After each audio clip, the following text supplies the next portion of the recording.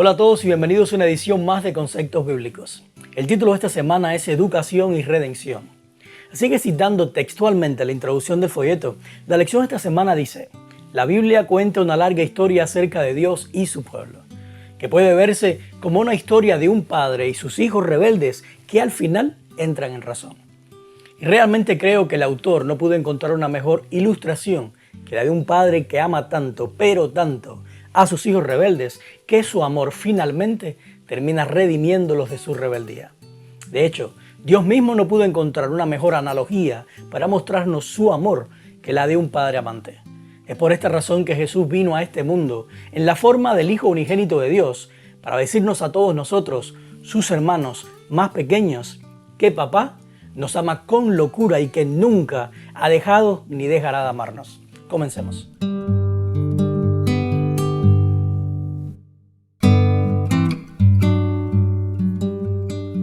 Génesis 1, 26 y 27 dice: Entonces dijo Dios, hagamos a los seres humanos a nuestra imagen, para que sean como nosotros. Así que Dios creó a los seres humanos a su propia imagen. A imagen de Dios los creó.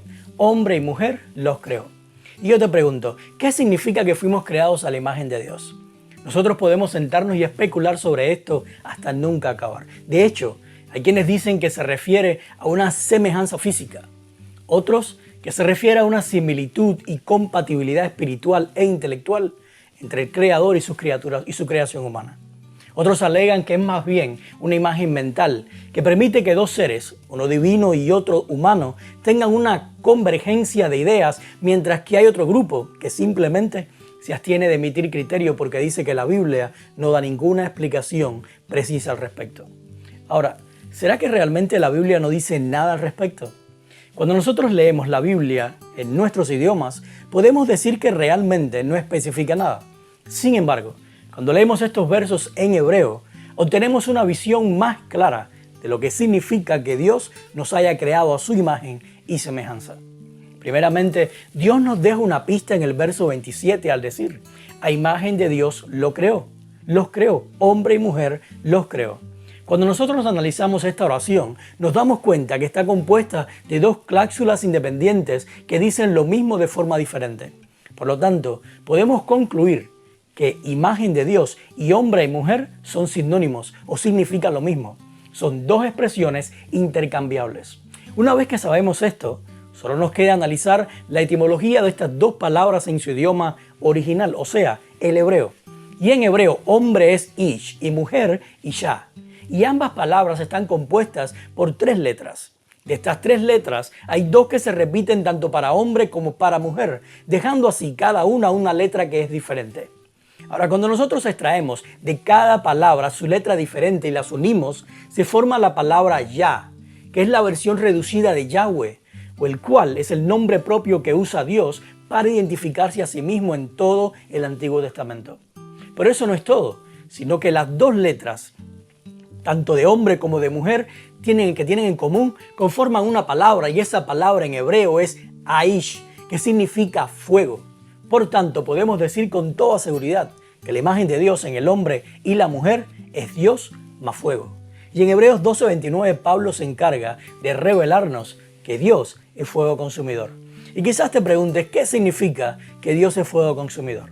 La respuesta está en Cantares 8, del 6 al 7 y dice: como llama divina es el fuego ardiente del amor. Ni las muchas aguas pueden apagarlo, ni los ríos pueden extinguirlo. Y te digo más, la expresión que se traduce al español como llama divina, lo que literalmente dice en hebreo, es llama de fuego que proviene de Yah o Yahweh. En otras palabras, cuando Pablo dice que Dios es fuego consumidor, está diciendo lo mismo que Juan, cuando dijo en 1 de Juan 4:8, Dios es amor. Un amor tan fuerte que consume todo lo que se pone a su camino, porque nada ni nadie lo puede apagar. ¿Sabes qué quiere decir todo esto? Que cuando Dios nos creó a su imagen, Él nos creó con ese mismo fuego consumidor dentro de nosotros. O lo que es lo mismo, con un amor tan fuerte que nada ni nadie lo puede apagar o extinguir. Pero que el pecado lo ha mantenido dormido como pequeñas brasas de carbón entre las cenizas. Pero ¿sabes qué? Cuando Juan el Bautista ve a Jesús por primera vez y comienza a describir el ministerio del Cordero de Dios que quita el pecado del mundo, él dijo que Jesús vino a la tierra con un aventador o un abanico en su mano. Y cuando tú tienes brasas de carbón a punto de apagarse y con un abanico le echas aire, la llama vuelve a nacer. Porque como bien dijo Elena White en una ocasión, el amor se despierta únicamente por el amor. O lo que es lo mismo, el fuego se despierta únicamente con el fuego. Y yo te pregunto, lee Lucas 12:49. ¿Qué vino a traer Jesús en su primera venida? ¿De qué fuego estaba hablando Jesús aquí? ¿De un fuego literal o de un fuego simbólico? Y si era un fuego simbólico, entonces no concuerda perfectamente con la revelación del amor de Dios que Jesús nos trajo. Ahora, ¿qué viene a traer Jesús en su segunda venida? ¿Acaso será un fuego diferente al que trajo en su primera venida? Y si fuera un fuego diferente, entonces, ¿no estaría trayendo Jesús un fuego extraño? Lee Jeremías 29. ¿En qué se convertía la palabra de Dios en el interior de Jeremías cuando éste callaba? Lee Lucas 24:32. ¿En qué se convirtieron las palabras de Jesús en el corazón de los discípulos que caminaban en Emaús? Lee Salmos 39:3. ¿Qué surgió en el corazón de David mientras meditaba en la presencia de Dios? Según estos textos, ¿qué crees que significa que Dios haga salir fuego de nuestro interior? ¿Es algo malo o es algo bueno? ¿Quisieras tú que Dios sacara fuego de tu interior? Como habíamos dicho, Dios creó al hombre a su imagen y semejanza. O lo que es lo mismo, Dios nos creó con el fuego ardiente de su amor en nosotros. Sin embargo, es necesario recordar que la imagen de Dios está compuesta por Dios más fuego. Y sin Dios no hay fuego, o lo que es lo mismo, no hay amor. Por lo tanto, el objetivo del pecado es sacar a Dios del corazón del hombre para lograr que el fuego o el amor se extinga por completo. ¿Y cómo lo hace? Bien fácil. Haciendo que sintamos temor de Dios. Cuando el pecado nos hace creer en una imagen tergiversada de Dios o un Dios del bien y del mal, un Dios que recompensa y castiga, entonces logra que nosotros sintamos temor de acercarnos a Dios, dándole así la oportunidad de apagar el fuego del amor que Dios ha puesto en nosotros. Fue por eso que cuando Adán y Eva pecaron, inmediatamente sintieron temor de estar en la presencia de Dios, porque ya el pecado había sembrado en ellos, por medio de la serpiente, la imagen de un Dios que castiga con la muerte a aquellos que lo desobedecen. Sin embargo, Dios hizo algo extraordinario para que el pecado no pudiera apagar el fuego del amor completamente, y fue poner enemistad entre nosotros y Él. En otras palabras, Dios puso un límite al poder del pecado sobre el hombre, donde lo más lejos que podría llegar es atenuar la llama ardiente del amor hasta su más mínima expresión, pero nunca podría apagarla por completo. Mateo 24:12 dice, habrá tanta maldad que el amor de muchos se enfriará. Y hay dos cosas interesantes en esta afirmación de Jesús. Número uno, la palabra que generalmente se traduce como maldad es anomia, lo cual es la condición de vivir sin ley o sin la protección de la ley de Dios o la ley de amor. Ahora, esta es la definición de pecado que nos da 1 de Juan 3:4, al decir que el pecado es transgresión o anomia de la ley. Por tanto, Jesús no estaba diciendo que la maldad de la gente aumentaría, sino que el pecado sería tanto que nublaría la mente de las personas, impidiéndoles ver a Dios como realmente es. Y esta es precisamente la razón por la cual el amor de muchos se enfriará.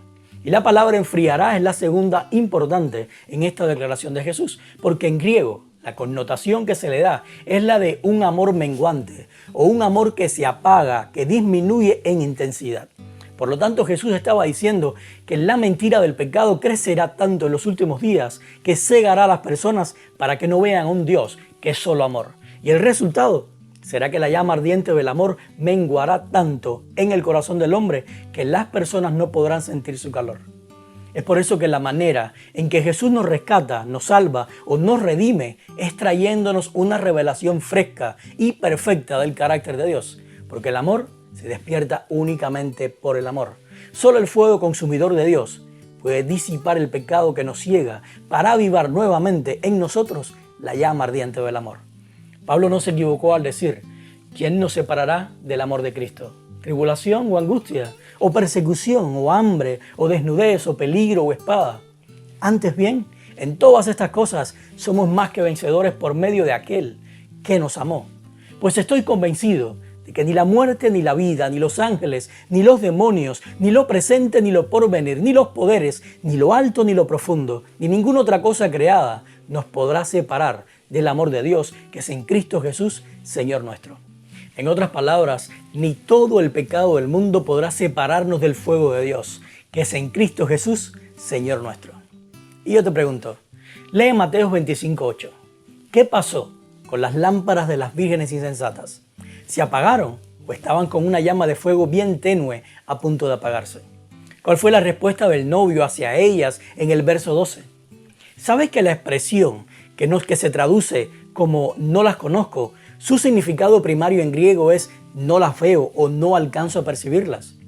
¿Qué era lo que el novio no podía ver o no alcanzaba a percibir? Siempre deducimos que las vírgenes insensatas fueron echadas y que nunca se les abrió la puerta, pero ¿dónde en la parábola dice que esto fue así? ¿Será que estamos sacando conclusiones basadas en lo que nosotros haríamos, pero no en lo que el texto dice realmente? Si tomamos como referencia la parábola del hijo pródigo en Lucas 15, del 11 al 32, ¿quién demostró que nunca le abriría la puerta al hijo pródigo? ¿El padre o el hermano mayor? Lee Juan 6:37. Jesús mintió al decir esto. Hoy Jesús no te echa fuera, pero mañana sí. Lee Mateo 7:8. ¿Acaso Jesús no promete que a todo el que llame, Él le abrirá la puerta? Si el amor se despierta únicamente por el amor, como lo afirma Elena White en su libro El deseado de todas las gentes, página 13, entonces, ¿cómo crees que fuimos redimidos? Efesios 1:7 dice, en Él tenemos redención mediante su sangre. Y primera de Pedro 1:18 y 19 dice, pues ustedes saben que Dios los redimió para salvarlos de la vida vacía que heredaban de sus antepasados. No fue con oro ni plata, los cuales pierden su valor, sino que fue con la preciosa sangre de Cristo, el Cordero de Dios, que no tiene pecado ni mancha. Y yo te pregunto, ¿qué significa la sangre de Cristo? ¿Un pago legal para satisfacer la ley de un Dios enojado con los pecadores? ¿O la máxima manifestación del amor de un Dios que fue capaz de dar hasta la última gota de su vida para que nosotros vivamos por ella? Cuando Jesús vino a este mundo fue para redimirnos, liberarnos o salvarnos de estas tres cosas. Número uno, de nuestros pecados. Mateo 1:21 dice, María dará a luz un hijo y le pondrá por nombre Jesús, porque él salvará a su pueblo de sus pecados. Número 2, Jesús vino a redimirnos o salvarnos de la muerte. Oseas 13:14 dice, yo los redimiré del poder del sepulcro. Los libraré de la muerte. Muerte, yo seré tu muerte. Sepulcro, yo seré tu destrucción. La compasión se oculta de mis ojos. Y número 3, Jesús vino a redimirnos o salvarnos de Satanás. Y es necesario destacar que Satanás o Satán y diablo no son nombres, sino un título dado a aquel que es acusador. Por lo tanto, Jesús vino a salvarnos de las acusaciones del acusador. Juan 12:31 dice, el juicio de este mundo ha llegado ya, y el príncipe de este mundo va a ser expulsado. Y Juan 16:11 agrega, en cuanto a juicio, porque el príncipe de este mundo ya ha sido juzgado. Y finalmente, primera de Juan 3:8 dice, el Hijo de Dios fue enviado precisamente para destruir las obras del diablo o las obras del acusador. Por mucho tiempo el cristianismo ha predicado que Jesús vino a pagar la deuda de una ley que exigía nuestra muerte. Deuda que Jesús tuvo que pagar con su propia vida al dejar que Dios, su Padre, lo quebrantara hasta la muerte en una cruz para que quedara satisfecha su demanda de sangre. Déjame decirte algo, este no es el Dios que reveló Jesús. Jesús no nos redimió a través de una transacción legal, sino por medio de su amor incondicional. Un amor que no busca lo suyo, un amor que no busca su propia satisfacción, sino satisfacer a aquellos a los que Él ama. La sangre de Cristo no significa el pago de una ley, sino la excelencia de su amor. Colosenses 2:14 dice, Él, refiriéndose a Jesús, anuló, canceló, borró el acta de los decretos que había contra nosotros, que no era contraria, que nos era contraria, y la quitó de medio clavándola en la cruz. Fue Satanás, el acusador, el que había declarado que el hombre tenía que morir por sus pecados porque Dios no podía perdonar la vida de alguien que transgrede su ley. La acusación de Satanás era que la justicia debía manifestarse en la muerte del transgresor. Sin embargo, en la cruz, Pablo dice que Jesús no pagó absolutamente nada, sino que Jesús canceló, anuló, borró, rompió en pedacitos la lista de todas las acusaciones de Satanás en contra del hombre. no muriendo para apaciguar y satisfacer los deseos de sangre de su padre, sino los deseos de sangre del mismo hombre. Porque como dice Romanos 3, del 15 al 16, es el hombre el que se apresura a matar o derramar sangre, porque siempre hay destrucción y sufrimiento en sus caminos. Dios nos redime solamente al darnos una revelación de su carácter, una revelación de la excelencia de su amor, porque como dice 1 de Pedro 4:8, solamente el amor y no un pago o una transacción legal es capaz de cubrir la multitud de nuestros pecados. Y yo te pregunto, lee 1 de Corintios 15 del 21 al 22. ¿Cuántos de nosotros pedimos nacer en este mundo? ¿Cuántos de nosotros pedimos no solo nacer, sino nacer esclavizados por el pecado? ¿Cuántos de nosotros podemos, de alguna manera, ir desde que nacemos hasta que morimos sin pecar ni una sola vez?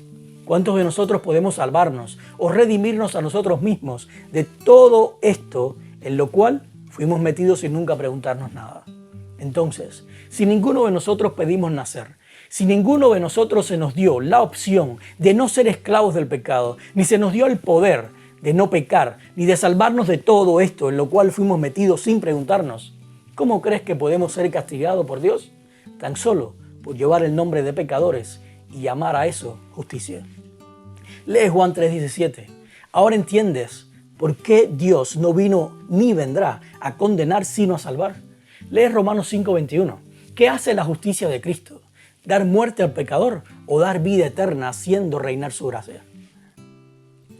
El bonus de esta semana lo sacaremos de Salmos 37 del 12 al 13. Y dice: los malvados conspiran contra los justos y crujen los dientes contra ellos. Pero el Señor se ríe de los malvados, porque ve que el día de su juicio se acerca. Cuando nosotros leemos versos como estos, cometemos el error de tomarlos bien a la ligera, sin detenernos por un momento a pensar en lo que realmente está diciendo. Y es que por lo general argumentamos que si está en la Biblia, tiene que ser cierto. O si Dios, o si David, que fue un hombre conforme al corazón de Dios, lo dijo, entonces Dios es como Él lo describe. Pero ¿sabes qué? Esta es la razón por la cual Satanás, el acusador, ha tenido tanto éxito en tergiversar el carácter de Dios en los hombres y en especial dentro del cristianismo. Y te lo voy a demostrar. Primeramente, si Dios fuera de la manera en que lo describe David en estos versos, que se ríe y se burla del impío o del malvado porque sabe que un día se las va a cobrar, entonces Dios no es diferente a Satanás ni diferente a nosotros. Ezequiel 33:11 dice: tan cierto como yo vivo, afirma el Señor Omnipotente, que no me alegro con la muerte del malvado, sino que se convierta de su mal camino y viva. En toda la Biblia encontramos que solo Satanás y nosotros tomamos parte en destruir y hacer el mal. Y la razón de esto es que compartimos la misma naturaleza pecadora. Romanos 3, del 11 al 17, describe perfectamente a aquellos que somos afectados por el pecado y dice: todos se han descarriado, a una se han corrompido. No hay nadie que haga lo bueno, no hay uno solo. Su garganta es un sepulcro abierto. En sus lenguas, con su lengua profieren engaños, veneno de víbora hay en sus labios. Llena está su boca de maldiciones y de amargura. Veloces son sus pies para ir a derramar sangre. Dejan ruina y miseria en sus caminos y no conocen la senda de la paz. Basta con tan solo leer los 2 primeros capítulos y el último del libro de Job para darse cuenta que Satanás es quien se goza en destruir, mientras que Dios se goza en restaurar. En segundo lugar, cuando nosotros leemos el texto inmediatamente, nos ponemos en el lugar de los justos, simplemente porque pertenecemos a una institución religiosa. Sin embargo, se nos olvida que Romanos 3:10 dice que no hay un solo justo, ni tan siquiera uno. Vernos a nosotros como justos, mientras señalamos a otros como malvados o injustos, es la más grande señal de que el amor de Dios no está en nosotros. Porque según 1 de Corintios 13:5, el amor no busca lo suyo, no se enaltece a sí mismo por encima de los demás, sino que hace que nos miremos a nosotros mismos y nos veamos como el mayor de los pecadores y el mayor de los injustos. 1 de Timoteo 1:15. En tercer lugar, si tomamos este texto como David lo decía, entonces tenemos que considerar la expresión crujen los dientes.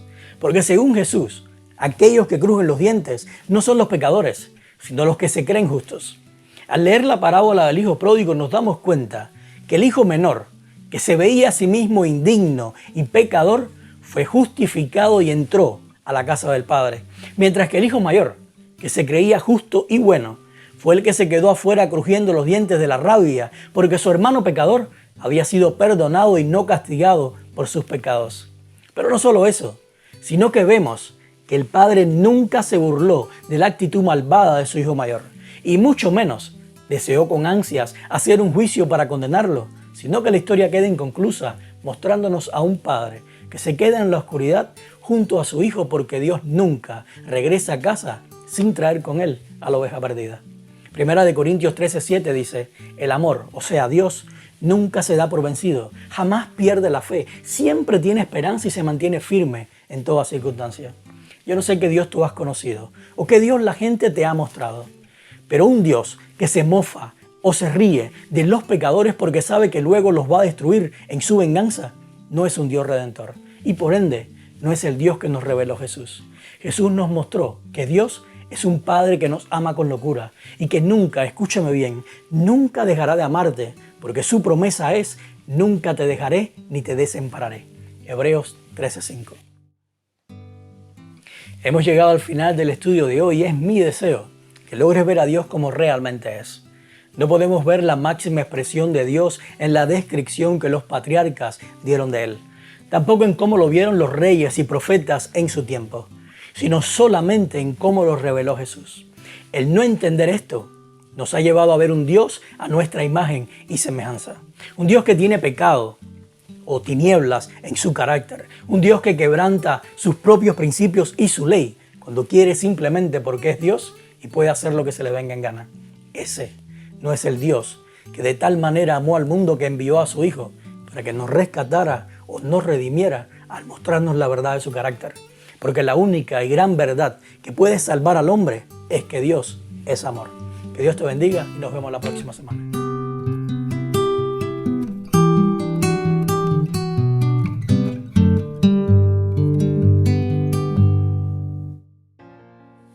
Como siempre te digo, es bien fácil conectarte con nosotros. Puedes ir a nuestra página de Facebook, darle like o también suscribirte a nuestro canal de YouTube. Pero lo que sí te recomiendo es que descargues nuestra aplicación, Su Casa Church. Y si vas a la sección que dice Conceptos, ahí podrás descargar el PDF de todo lo que hemos hablado, que de paso te lo recomiendo para que puedas estudiar mejor. Y si Dios te habló a través de este video, por favor, compártelo con tus amigos.